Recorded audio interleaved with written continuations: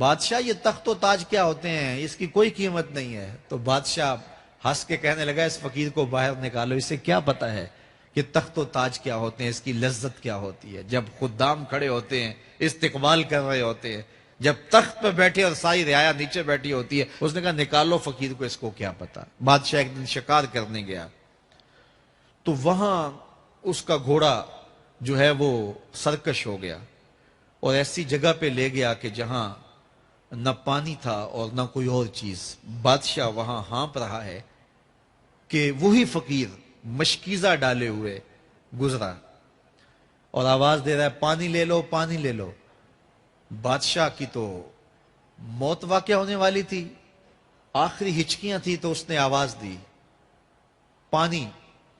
تو اس فقیر نے کہا کہ ہاں تمہارے پاس ہے کوئی قیمت پانی دینے کی؟ اس نے کہا میں بادشاہ ہوں اس ملک کا۔ اس نے کہا ہوتے ہوگے، مجھے غرض نہیں ہے، میں تو بیچتا ہوں پانی۔ اس نے کہا بابا میں بادشاہ ہوں، جو مانگو گے میں دوں گا، مجھے پانی دو، میں مر رہا ہوں۔ اس فقیر نے کہا آدھی حکومت لگے گی۔ اس نے کہا آدھی لے لینا، مجھے پانی تو دو، کیونکہ مر گیا تو ساری جائے گی۔ اس نے پانی کا گھونٹ دیا، پیاس کی شدت تھی، جب پانی کا کٹورا اس نے منہ سے لگایا تو پانی حلق میں اٹک گیا۔ اب پھر دوبارہ مصیبت بن گئی۔ تو اس فقیر نے کہا کہ میں حکیم بھی ہوں، اگر کہو تو تمہارا علاج کر دوں۔ اس نے کہا ضرور کرو، لیکن اس نے کہا میں یوں ہی نہیں کروں گا، آدھی باقی حکومت بھی لگے گی، وہ بھی لکھ دو۔ اس نے چمڑے کے اوپر لکھوا لیا، ساری حکومت لکھوا لی، اور اس نے اس کا علاج کیا فوری۔ جو اس کے پاس ٹوٹکا ٹونا تھا تو اس کا پانی حلق سے نیچے اتر گیا۔ بادشاہ گھوڑے پہ بیٹھا واپس آیا، وقت گزر گیا، عرصہ بیت گیا۔ بادشاہ پھر تخت پہ بیٹھا تھا، وہی فقیر بھیس بدل کے دوبارہ آ گیا۔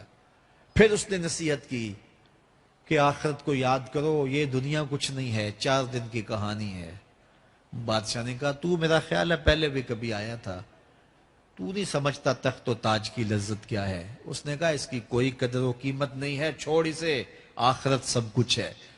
تو اس نے کہا نکالو اس فقیر بابے کو، یہ اس دن بھی آیا تھا تو آج پھر آ گیا ہے، اپنی راہ لے بابا۔ اس فقیر نے اپنے تھیلے سے وہ چمڑے کی دستاویز نکالی جس کے اوپر اس نے ساری حکومت لکھ کے دی تھی۔ اس نے کہا بادشاہ یہ ہے تیری حکومت کی قیمت، صرف 2 گھونٹ پانی، جس پر تو نازاں ہے، جس پر تجھے فخر ہے، تو قبل اس سے سورج مغرب سے طلوع ہو جائے، توبہ کا دروازہ بند ہو جائے، سانسیں اٹک کے حلق تک آ جائیں، اور ہماری زندگی کا دفتر سمیٹ دیا جائے، اور پھر پچھتائیں ہائے جو چند لمحے ضائع کیے، ہائے جو زندگی برباد کی وہ کیوں برباد کی۔